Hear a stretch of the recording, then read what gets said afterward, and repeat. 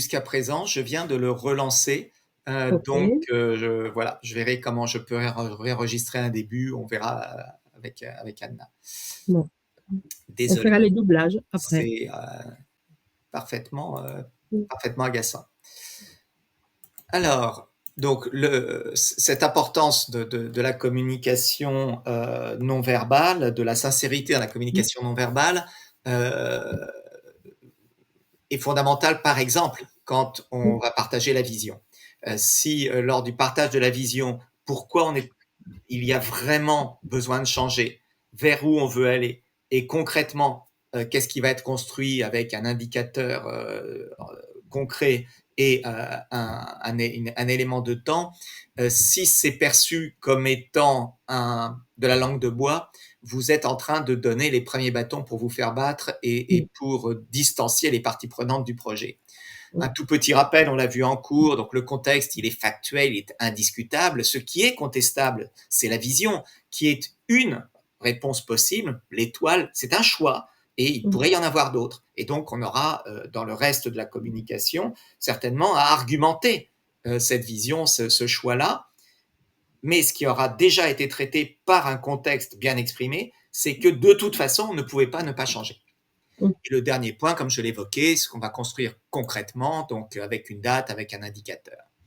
C'est 3 phrases, 4 phrases, c'est tout, pas plus. C'est signé du sang du sponsor, des sponsors. C'est important. Si le sponsor ne se mouille pas là, bah, vous êtes extrêmement mal parti pour montrer que le changement est bel et bien porté par celui qui légitimement devrait le porter. Mmh. Dans l'expression de la vision, est extrêmement important qu'elle soit inclusive.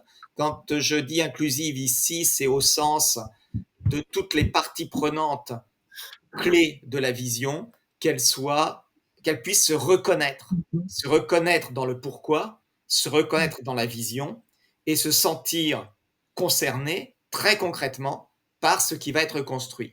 Donc, vous ne pouvez formaliser la vision de manière robuste qu'après avoir identifié les parties prenantes clés. Et dans mon expérience, ça ne suffit pas d'avoir une vision bien formulée, signée par les sponsors. Il y a besoin d'avoir un texte de référence sur le cheminement de ce qui est à ce qui sera, un narratif qui aide la personne à cheminer. Et ce narratif, dans mon expérience, il a besoin de faire une grande page, 2 pages, écrit et puis vidéoté par exemple de différents médias. Mais cette narration est vraiment peut-être pas nécessaire pour tout le monde, mais pour bien des gens, elle va leur permettre de, sinon apporter leur réponse, mais du moins d'avoir une piste de réponse à je, est-ce que je peux changer, bah, si j'ai un narratif qui me prend par la main dans ce changement, j'ai déjà une chance de plus de pouvoir changer.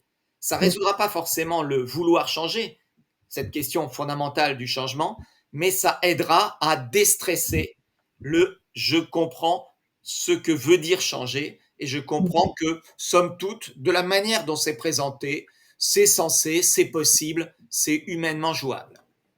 Mmh. Mmh.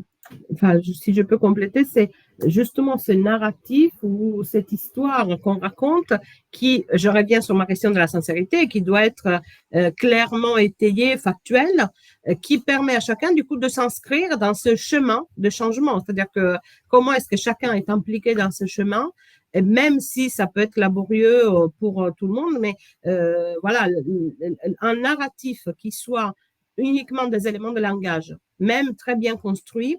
On l'a vu, hein, voilà, si on se disait, si je vous dis non, mais on n'a pas fait suffisamment de pédagogie, peut-être que ça va rappeler à quelqu'un quelques éléments de l'actualité et ce n'est manifestement pas efficace parce qu'il y a quand même toujours une très forte opposition, par exemple, aux réformes actuelles. Donc, l'effet de construire un storytelling qui ne soit qu'un élément de langage n'est absolument pas suffisant pour que les messages passent et surtout pour que les personnes s'inscrivent dans la démarche. Donc malheureusement, comme Anna vient de le dire, c'est nécessaire, mais c'est pas suffisant. Le fait que Oui, ce ne soit pas suffisant ne vous autorise pas pour autant à vous en dispenser. absolument. C'est la vie est dure. Et- Oui, mais si on le fait avec sincérité et ouais, clarté, bon, j'ai plus de chances. absolument. Et sincérité et clarté du sponsor Mmh, et du conducteur du changement. Et d'accord. puis on reviendra sur comment on aide les managers à être clairs et sincères dans la foulée, puisque c'est eux, in fine, qui vont Mmh, accompagner. Parce que le changement, enfin, moi j'ai coutume de dire que un manager, il n'a que deux choses à faire dans la vie. Il a les résultats de son équipe à produire et il a à conduire la transformation de son équipe. Il n'a que ça à faire. C'est quand même pas mmh. compliqué, quoi. Enfin, il n'y a que deux choses à faire. Prendre Et les c'est cours. vrai qu'il a été formé à produire, il n'a pas forcément été formé à accompagner le changement. Euh, je sais que depuis Je 10 ans comprends. Mmh. maintenant qu'on a refait les programmes de conduite des programmes de formation de managers chez mon ex-employeur, c'est devenu systématiquement un élément important des Mmh. cours de formation des managers, des modules Mmh. obligatoires aux différents niveaux, manager, manager de manager ou exec. Je sais aussi que c'est de plus en plus le cas, ça l'est pas strictement toujours. Donc clairement, mettre les managers au centre de la conduite du changement, c'est nécessaire. Les mettre au centre, au sens où ils seraient au centre d'une cible et où tout le monde va se faire un plaisir de leur envoyer des couteaux ou tout autre, c'est pas dans ce sens-là. Et donc, ils ont besoin d'aide. Une aide peut être apportée par un réseau d'accompagnement du changement, Ouais. des ambassadeurs qui vont à la fois écouter ce qui se passe sur le terrain et apporter aux conducteurs du changement, aux responsables de projet, des éléments d'information pour adapter le plan de communication et également contribuer à des actions de formation ou à des actions de communication aux côtés du manager, en laissant systématiquement une longueur d'avance, en donnant systématiquement une longueur d'avance au manager. Et la communication dans un projet de transformation, elle doit se produire, et ce d'autant plus qu'il y a une dimension comportementale, mais dans tous les cas de figure, comme une tache d'huile. Elle doit Mmh. commencer par l'équipe conduite du changement, puis l'équipe projet, puis les ambassadeurs, et puis s'élargir progressivement, dans toute la mesure du possible. Parfois, on doit aller dans un grand mouvement, entre guillemets, brutal vers la cible en une seule fois. Par exemple, dans une fusion-acquisition où une partie de la communication est sous embargo jusqu'au dernier moment, où la quasi-totalité est sous embargo jusqu'au dernier moment, donc on ne peut quasiment pas parler sauf à une infime, un pour 1000 ou un pour 10 000 de la société. Sinon, avoir cette logique de stage d'huile dans lequel le cœur de la diffusion, c'est la ligne hiérarchique, Mmh. épaulée et soutenue par les ambassadeurs, le réseau d'accompagnement du changement, c'est vraiment le schéma qui aide à fonctionner. Et quand il y a des connexions de la ligne hiérarchique avec le changement, on sait bien qu'on ne va quasiment nulle part, que ce soit dans des exemples politiques. On l'avait vu par exemple avec la Constitution européenne, c'était en 2005 je crois, Oui. où il y a eu une déconnexion entre les têtes de parti en réalité et les députés et les relais d'opinion, ou qu'on l'ait vu plus récemment, ou qu'on l'ait vu dans nos expériences professionnelles. Dès que vous avez déconnexion de la ligne hiérarchique, le changement est extraordinairement mal parti. Comment bâtir un plan de communication pour les amateurs de synoptique bien carré, bien cartésien? Trois étapes, une étape de conception, une étape d'élaboration, de fabrication des supports et de déploiement, et très important et compliqué, une étape post-déploiement. La conception, on ne communique pas dans le vide, on n'est pas sur une île déserte, l'entreprise, l'administration, la collectivité ne nous a pas attendu et n'a pas attendu notre changement pour communiquer. Donc c'est extrêmement important de connaître les usages et les supports existants. Pas forcément pour les utiliser. Peut-être qu'on va décider, en ayant identifié les cibles, en ayant identifié les besoins de communication, que en fait, on veut introduire une rupture, on veut un autre ton, on veut d'autres outils. Et donc, très consciemment, on va utiliser d'autres supports que ceux qui étaient prévus. Mais ça ne fait de sens, on ne peut prendre cette décision que sur la base de connaître déjà ce qui existait, ou de connaître ce qui existait déjà plutôt.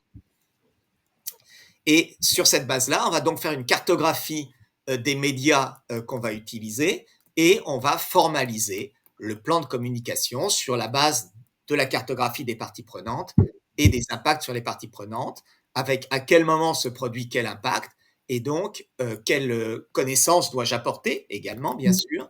Et c'est sur cette base-là qu'on va produire un plan de communication, qu'on va le produire pas forcément tout seul. S'il existe un service communication, bien sûr qu'on va le produire avec le service communication. Peut-être, si ce sont les habitudes de la maison, peut-être va-t-on le produire avec une agence ou avec une structure, mais dans tous les cas de figure, la pensée, la stratégie de ce plan, elle vous appartient à vous, conducteurs du changement, en ayant l'humilité d'écouter l'équipe communication ou l'agence parce qu'elle a des éléments de contexte supplémentaires. Donc, vous avez 2 morceaux de contexte qu'il va falloir conjuguer pour obtenir quelque chose d'efficace. Une fois que le plan est fait, la vie est simple, il n'y a plus qu'à produire. C'est là notamment qu'une agence peut être extrêmement pertinente, mais ne peut pas être laissée en roue libre. Sinon, elle va forcément intuiter des choses qui sont parfois pertinentes, pas pertinentes, parce que la spécification des actions ne sera jamais complète au point de la permettre de faire les choses sans un dialogue. Et on va diffuser par tous les moyens. On reviendra sur les moyens dans un instant. Là où le bas blesse, c'est, mais au fait, ce qu'on a communiqué, est-ce que ça a servi à quelque chose? Est-ce que ça a produit l'effet qu'on voulait que ça produise? Et ça, c'est pas très simple.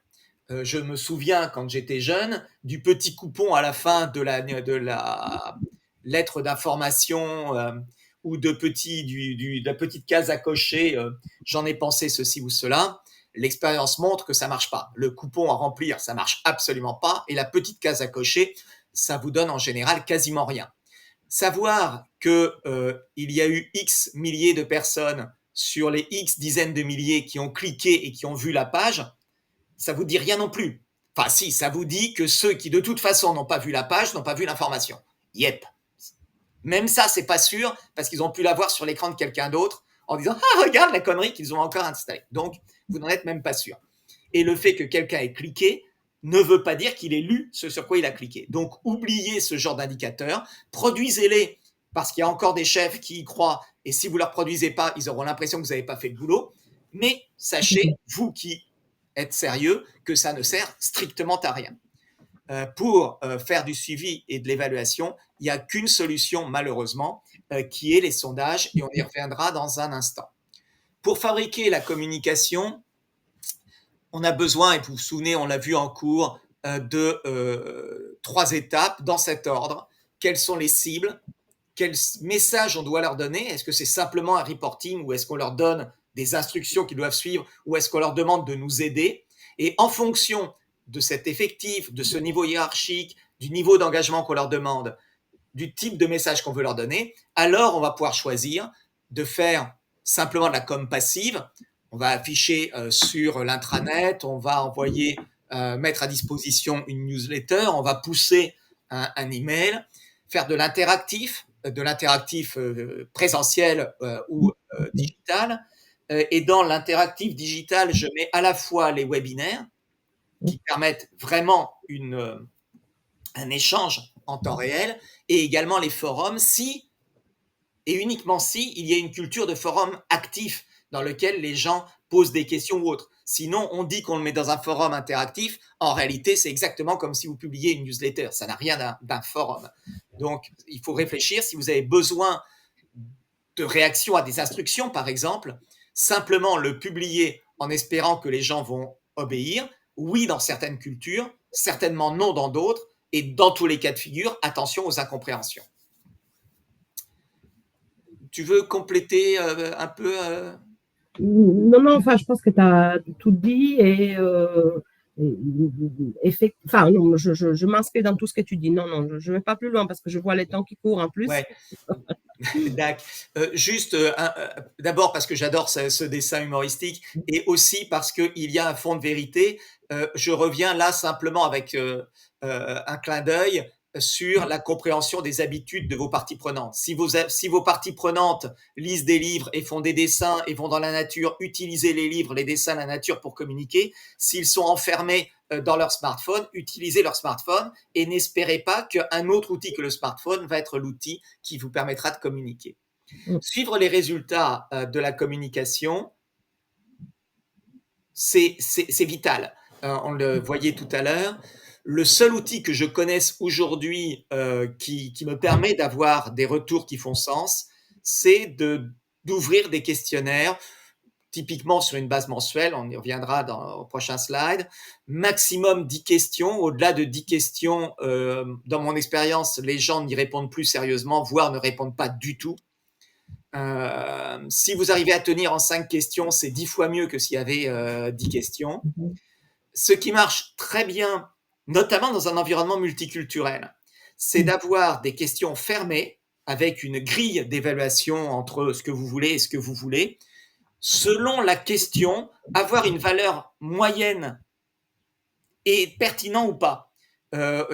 Pendant longtemps, j'étais convaincu qu'il fallait éviter les valeurs moyennes pour pousser les gens à dire plutôt oui ou plutôt non et pouvoir analyser. C'est en fait pas vrai. Il y a vraiment des questions sur lesquelles on peut être au milieu et où être au milieu a vraiment un sens. Donc réfléchissez à la question si elle mérite d'avoir une valeur moyenne ou pas. Et derrière cette partie obligatoire entre 1 et 4, entre 0 et 10, peu importe, ayez une case de commentaires ouverts à disposition des gens. Ne la rendez, à mon avis, pas obligatoire, ça découragera des gens et ça les amènera sinon à taper gna gna gna gna gna gna, NA, NA, NA ou autre, ce qui va juste vous créer des champs supplémentaires dans le tableau d'analyse. Si les gens ont envie de s'exprimer, ils vont s'exprimer. Et ils vont vous livrer des choses potentiellement utiles, éventuellement, dans certaines cultures, totalement contradictoires avec la valeur fermée qu'ils ont mis au-dessus. Parce que vous ne pouvez pas, dans certaines cultures, je pense par exemple, parce que j'ai énormément travaillé avec eux, avec les Indiens, un Indien ne dira jamais 0 sur ce changement est pertinent. Il va forcément dire, bah oui, puisque toi, chef, tu as choisi ça, c'est forcément relativement pertinent, donc il ne mettra jamais moins de 6 ou 7, voire même 9 ou 10 s'il est un peu élevé traditionnellement.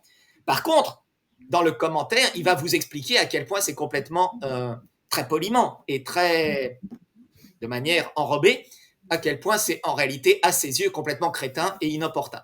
Donc le commentaire ouvert est vraiment important dans tous les cas de figure et particulièrement dans certaines cultures. À mon avis, il y a 3 questions qui vous tombent dessus sans que vous ayez rien demandé, parce qu'elles vont vous éviter une confusion dramatique dans l'accompagnement. Comprendre si les gens ont compris le changement, comprendre si les gens sont d'accord avec le changement et comprendre s'ils voient le changement s'appliquer autour d'eux. Si vous posez une seule question, il y a un énorme risque que le lecteur, au demeurant parfaitement positif, parfaitement sympathique et qui a envie de vous aider, réponde quelque chose qui n'est pas ce que vous allez vous interpréter comme étant ce qu'il a voulu dire. Donc, séparez bien les 3 questions.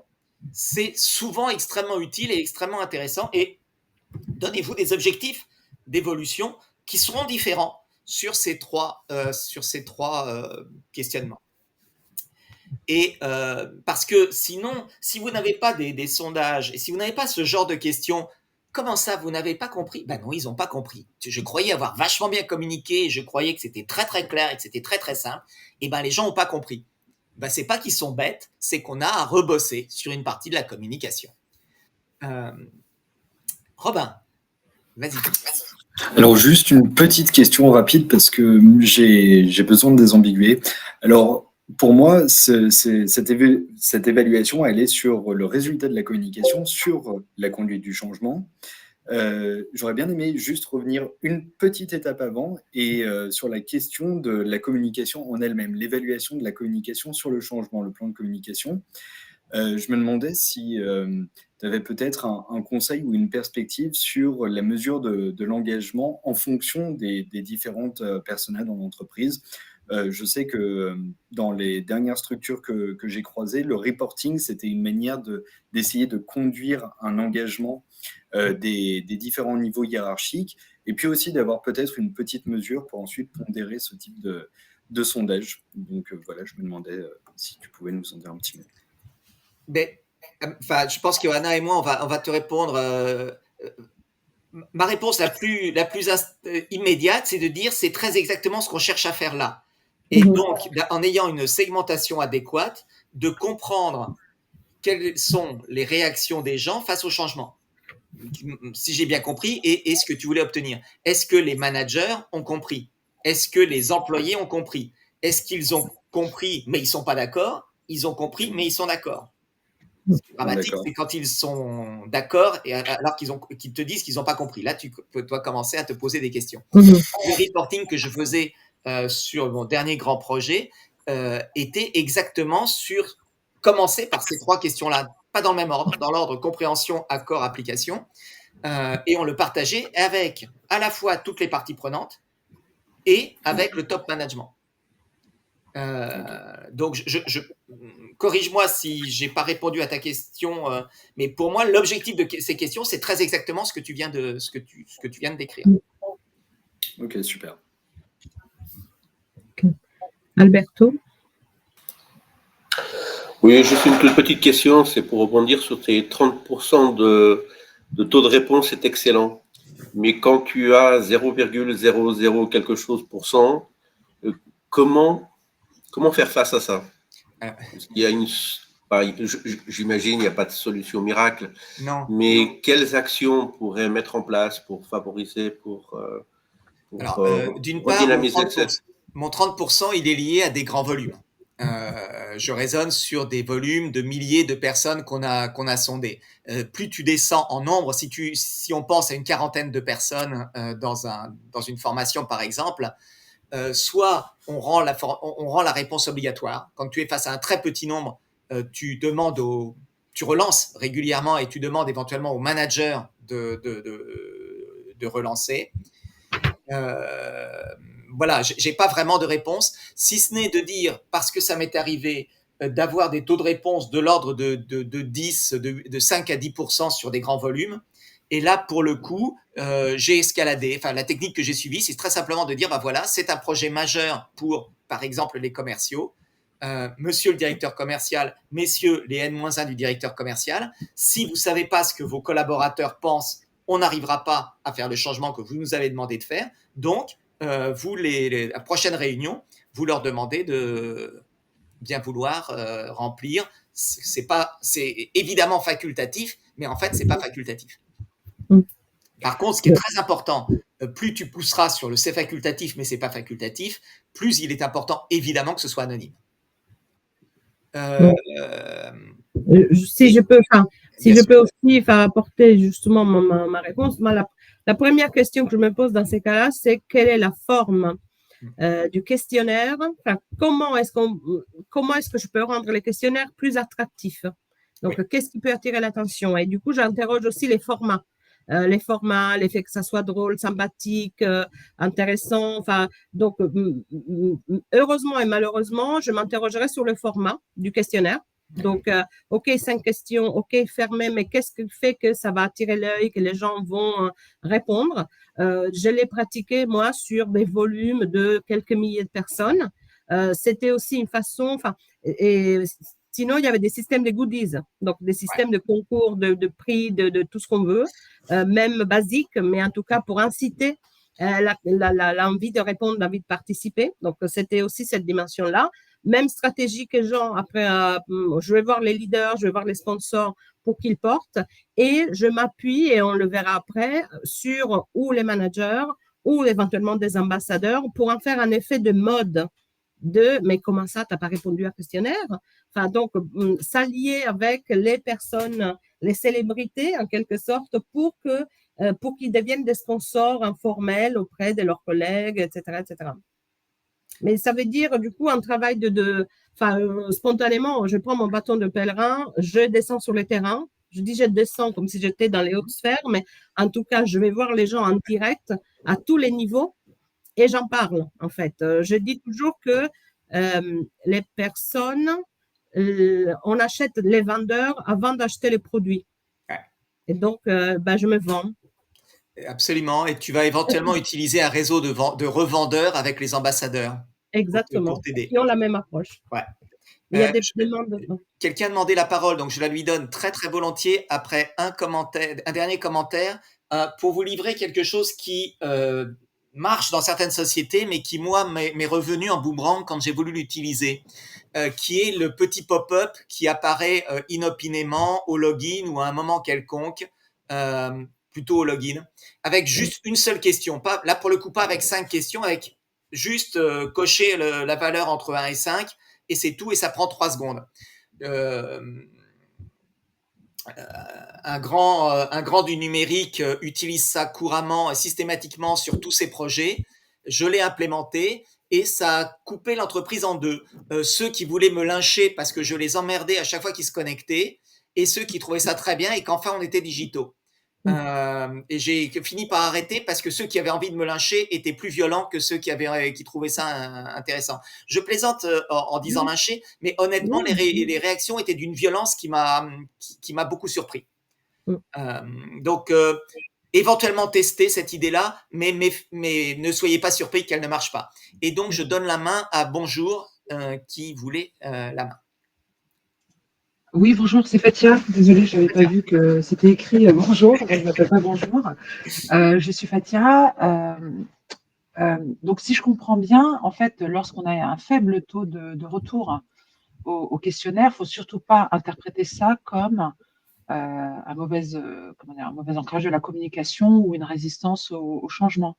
Il faut continuer à aller récolter l'information. Absolument. Et ne pas tout retransformer son plan de com ou ses actions. Ça veut simplement dire qu'il faut transformer ton plan de com pour ce qui concerne le recueil des informations sur le plan de com lui-même. Mais le fait que les gens ne répondent pas peut vouloir dire que les gens sont complètement d'accord avec le changement et qu'ils sont tellement d'accord qu'ils n'ont vraiment rien à foutre de ta question parce que c'est évident qu'ils sont d'accord. Soit ils sont totalement contre et ils veulent même pas te faire l'aumône d'une réponse. Là, effectivement, tu peux en déduire ni l'un ni l'autre. D'accord, surtout pas interpréter. Merci.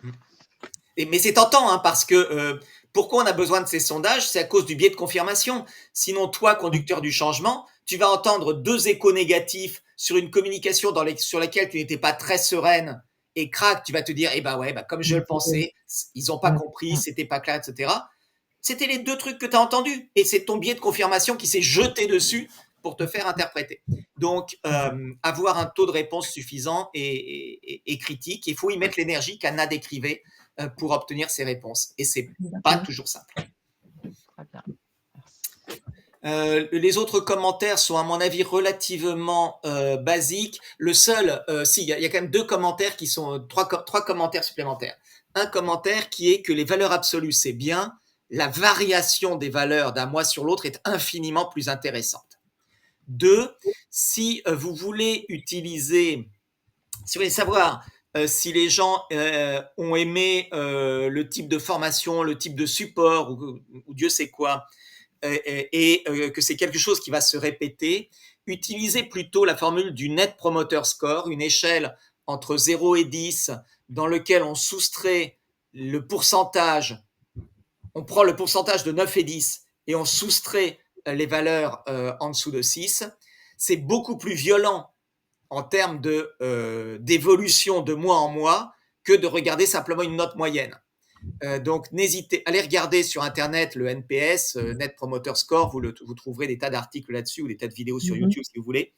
Je vous le conseille vraiment parce que c'est incomparablement plus réactif qu'une moyenne. Si vous passez de 8.5 à 8.4, vous allez avoir du mal à expliquer aux sponsors que c'est la fin du monde et qu'il faut bosser, changer quelque chose, etc. Si vous passez de plus 40 à moins 30, ce qui serait totalement compatible avec une baisse simplement d'un 10e de point, là, le sponsor va dire « Ah, qu'est-ce que je dois faire? Donc, pensez toujours à avoir des outils qui vous permettent d'activer le sponsor. Dans mon expérience, il est aussi difficile d'activer un sponsor que d'activer l'ensemble du reste des parties prenantes. Et ce n'est pas plus qu'une fois par mois, à mon avis, les gens se lassent. Un des points qui faisait que ma petite question qui arrivait sur le login avec une question nouvelle chaque jour, ça agace phénoménalement. Une fois par semaine, ce genre de petit outil aurait peut-être pu passer. Moi, un sondage de 5 questions tous les mois me semble beaucoup plus utile. Dernier point, parce que sinon je vous laisserai face à un problème légal. Attention à la segmentation. Votre sondage est anonyme, il doit rester anonyme. Si vous demandez êtes-vous commercial, êtes-vous dans telle ville, etc., vous risquez d'avoir une capacité d'analyse qui devient quasi individuelle. Donc, moi, je m'oblige à n'avoir des segments que de 8 personnes au minimum. Si ma segmentation risque de conduire à moins de 8 personnes, soit je la garde, mais je me garantis que je ne la communique pas et que je la détruis après lecture, soit, mais je dis ça parce qu'il m'est arrivé, j'ai repensé, on en parlait avec Anna, j'ai repensé à un cas où j'avais pas pu éviter ça. Je pouvais, pour une des populations, sinon je perdais une des mailles d'analyse critique pour d'autres populations. Si vous avez ce problème-là, faites preuve d'une extrême vigilance en détruisant la donnée après sur ce croisement-là.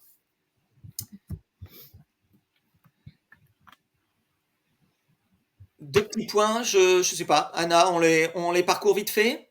Oui, on le parcourt rapidement, oui, tout à fait. D'abord, ne mentez pas. Et pas d'abord, ne mentez pas. Les avantages du mensonge sont d'un moment, ceux de la vérité sont éternels. Les suites fâcheuses de la vérité passent vite, celles du mensonge ne finissent qu'avec lui. Je serais tenté de contredire Diderot. Je ne suis pas du tout sûr que les suites du mensonge ne finissent avec le mensonge. Je pense qu'elles peuvent se prolonger bien au-delà. On l'a vu récemment dans l'actualité. Et donc, ça donne les réseaux sociaux, ni Internet, c'est pour ça. Donc, quelques éléments sur la confiance. L'efficacité est portée par la confiance que vous donnent les parties prenantes. À vous, conducteur du changement, plus encore qu'au sponsor qui a lancé, ou au moins autant qu'au sponsor qui a lancé le projet. Il y a une équation de la confiance qui a été produite par Meister, Green et Galford dans les années 80-90, qui reste un excellent outil d'analyse de la confiance, qui consiste à dire que la confiance, c'est la perception par l'autre de votre crédibilité, plus votre fiabilité, plus votre empathie, mesurée entre 1 et 10, divisée par votre égocentrisme. Et c'est vraiment un moyen d'analyser quelle est la perception de l'autre, quel moyen il a de vous faire confiance et de vous corriger, de créer des actions de manière à renforcer votre crédibilité, renforcer votre fiabilité, renforcer sa perception de votre crédibilité, fiabilité, etc., puisqu'on parle forcément de perception là. Cela dit, on parle de perception, mais si la réalité n'est pas là, il est improbable que la personne en face soit un imbécile et perçoive quelque chose qui n'a rien à voir avec la réalité. Ça peut arriver. Il y a des imposteurs légendaires, hein, donc on en a toujours, c'est ce que j'appelle le phénomène Benalla, mais il y a un moment où ça tombe, c'est-à-dire que la crédibilité se base sur des faits, et la fiabilité également. Absolument. Et crédibilité et fiabilité, quand vous les avez cassés, c'est très très compliqué à refabriquer et à refaire monter. Et donc, ça veut dire quoi? Ça veut dire que quand il y a des problèmes avec un projet, il faut les admettre, il faut communiquer dessus, les partager, en partageant bien sûr leur objectivité, non pas le volume de hurlements, mais oui, il y a un problème, mais il a concerné 2 agents parmi les 150 agents qui pouvaient avoir le problème, mais effectivement, il y a 2 agents qui n'ont pas pu faire ceci, cela, etc. Et puis, partager effectivement les résultats des sondages avec toutes les personnes qui ont monté, et à qui vous avez demandé de répondre. Je pense que c'est extrêmement important, y compris les verbatims, et y compris les verbatims pas forcément très, très sympas qui ont été produits. Autre élément que j'ai utilisé dans un projet, c'est donner la parole à ceux qui galèrent, qui potentiellement ne sont pas contre sur le principe, mais disent, voilà, moi, dans mon métier, j'ai cette situation dans laquelle le nouvel outil, tel qu'il est aujourd'hui, ne marche pas. Et ce que j'avais fait dans ce projet, on avait demandé aux gens qui étaient dans cette situation-là, s'ils le voulaient bien, de faire une vidéo avec leur téléphone, 1 minute, 2 minutes, 3 minutes, pour dire pourquoi ils n'y arrivaient pas. Et l'un de nous rentrait en relation avec la personne, travaillait avec la personne, et on faisait une deuxième vidéo ensemble, 15 jours après, 3 semaines après, en disant, voilà, sur les 3 points que Patrick ne pouvait pas faire, le point 1, on a trouvé une solution ensemble. Le point 2, on a trouvé une solution qui n'est pas parfaite, mais on a un bout de solution. Et on demandait à Patrick de s'exprimer dessus. Et le point 3 de Patrick, c'est vrai, dans cette version et la version prochaine, il n'y aura pas de solution pour lui. Ça viendra dans la version 3 qui arrivera à telle date. Vous avez une crédibilité quand vous faites ce genre de choses phénoménale. Surtout quand, comme dans mon cas, on ne l'avait jamais fait dans la société. Et d'un seul coup, les gens disent, mais alors, on a le droit d'avoir un problème? Oui, vous avez le droit d'avoir un problème. Et on a le droit de ne pas savoir répondre à tout. Et on a le droit de s'améliorer progressivement. Quelques mots sur les managers? Oui, quelques mots sur les managers, élément essentiel de la chaîne en quelque sorte. D'un côté, j'aurais envie de dire que les managers, ce sont des êtres humains comme les autres, hein. Et de l'autre côté, c'est quand même une fonction, une activité dans l'entreprise qui demande des attentions particulières. Et donc, ça fait partie vraiment de notre réseau disons, de passeurs de changement. Et donc, d'abord, il faut les prendre en considération, il faut vraiment les embarquer, je dirais, en les informant avant l'équipe pour qu'ils se sentent véritablement reconnus, pour qu'ils soient dans l'anticipation, pour qu'ils puissent éventuellement aussi être un peu des alertes, mais en tout cas nous alerter sur quelques éléments qui pourraient, auxquels il faudra faire attention, en leur fournissant également, et on le verra dans la slide après, mais tous les éléments qui leur permettront de communiquer, d'intégrer cette communication à leur réunion, voilà, des éléments qui seront personnalisables et qui leur fourniront les outils et donc pas une charge de travail supplémentaire. Parce que sinon, c'est bon, d'accord, c'est sympa, mais ça va me redonner du travail en plus, mais je n'ai pas que ça à faire, mais etc., etc. On connaît tous ces mais par dizaines. Mais l'idée, c'est vraiment de dire, je vous implique, je vous informe, je vous donne les outils. Et en plus, je vous accompagne. Donc, on est là également pour que si même dans votre posture naturelle, même si vous n'êtes pas les communicants de l'année, même si vous n'êtes pas les bouts en train de l'année, etc., etc. Moi, je revendique les droits de vie pour les introvertis, pour les timides, pour les silencieux, etc.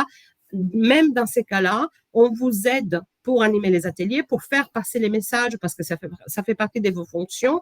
Et donc, on vous accompagne dans les moments, voilà, ou dans les écueils que vous pourriez identifier dans ce passage de changement. Donc, voilà en gros ce qu'on peut dire sur l'effet de s'appuyer sur les managers. Et ça permet véritablement de les embarquer, donc les connecter dans ces réseaux d'accompagnement du changement avec des ambassadeurs, avec justement les réseaux au sens plus large, mais en personnalisant les supports qui leur va bien, les modalités de communication qui leur conviennent selon les profils. Il y en a qui préfèrent avoir un mail, il y en a qui préfèrent se prendre un point d'un quart d'heure au moment d'un café pour refaire un peu un brief de tout ce qui se passe et avoir des moments privilégiés, c'est-à-dire avoir des moments qui sont même si très courts, hein. Moi, j'ai vu des actions où on avait 5 minutes, mais ce sont 5 minutes où, alors moi, je disais, parce que je suis italienne et donc j'emphatise beaucoup, mais il faut que la personne se sente au centre du monde au moment où on leur adresse la parole et qu'il n'y a personne d'autre autour. Parce que c'est la façon la plus importante, pour moi, la plus efficace d'impliquer les personnes. Voilà. Et donc, favoriser des temps, vraiment, même si ça embolise nos agendas, mais prendre ce temps pour avoir ce temps, voilà, de one-to-one avec chaque manager, s'ils en ont besoin. Il y en a qui rentrent dans l'embarquement, ils rentrent dans le bateau et ils y vont. Mais en tout cas, favoriser ces moments un peu, voilà, individuels, bidirectionnels, où on embarque chacun. Donc ça, c'est pour le premier élément. Et ensuite, donc, l'autre élément, et donc on verra dans la slide d'après, c'est de leur fournir des outils, hein, et donc construire un petit kit qui fournit au manager les informations, mais très rapide, hein, qui donne les éléments essentiels du projet, de comment on les construit, du changement qu'on veut apporter, qui permettre également au manager de répondre à l'équipe, lui fournir les outils pour communiquer en équipe sous tous les, toutes les formes possibles, mais avec tout ce qui, voilà, toute l'histoire en fait de ce changement. Et avoir plusieurs supports, notamment des webinaires, effectivement de support ou toute autre façon de accompagner, et j'aime bien le terme de déstressage, effectivement, hein, c'est-à-dire que très souvent, les managers sont les courroies de transmission de la plupart des événements, des activités, des changements, des injonctions d'une organisation. Et donc, leur permettre également, enfin, comme ce n'est toujours pas des super-héros et il s'agit toujours d'êtres humains, ben, à ce moment-là, leur permettre véritablement de justement déstresser, se préparer et avoir un support d'aide en fait, pour cette mission.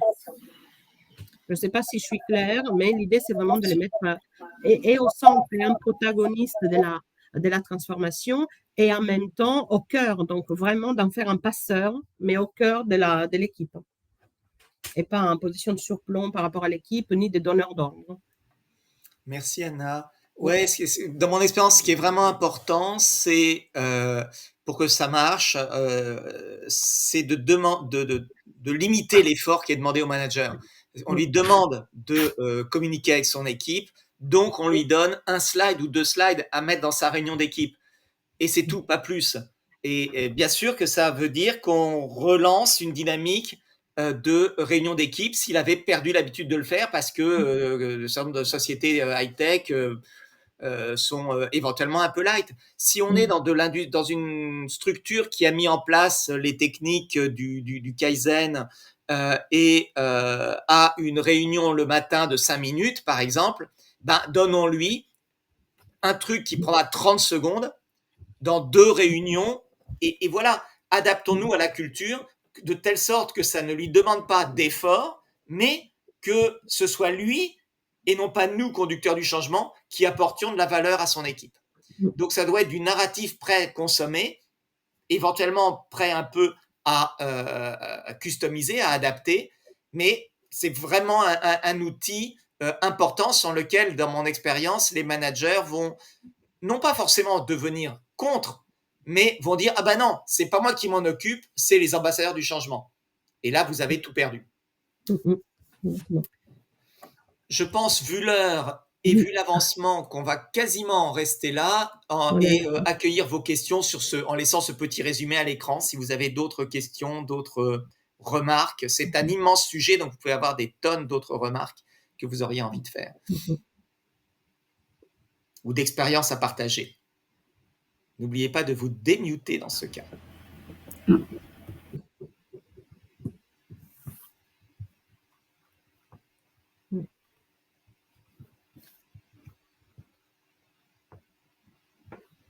Alors, j'ai quelqu'un qui a écrit quelque chose. Ok. Donc, si vous n'avez pas d'autres questions, d'autres remarques, Anna, veux-tu dire un dernier mot? Bah non, à part merci, et ça sera éventuellement un sujet à approfondir, à reprendre et à proposer dans des nouveaux ateliers, mais c'est vrai qu'il y a beaucoup à dire, ou même, voilà, ça peut être aussi autour d'un partage d'expériences et de identification des éléments qui ont coincé et pourquoi, parce que c'est aussi formateur. Et merci à vous d'avoir assisté à cette présentation qui était mon bizutage de présentation. Merci. Un grand merci à toi. C'était un plaisir de co-animer avec toi, Anna, et de préparer avec toi. Merci, Jean. C'était mon support. Revenez auprès de nous pour le prochain sujet, parce qu'on n'a pas défini le nouveau sujet. Donc, mettez un petit mot dans notre conversation WhatsApp sur un sujet qui vous intéresserait. Et voilà, un grand merci pour votre participation aujourd'hui et à la prochaine. Et bonne continuation de ce beau mois de mai. Au revoir. Merci. Bon après-midi. À bientôt. Merci, à bientôt. Merci. Au revoir. À bientôt. À bientôt.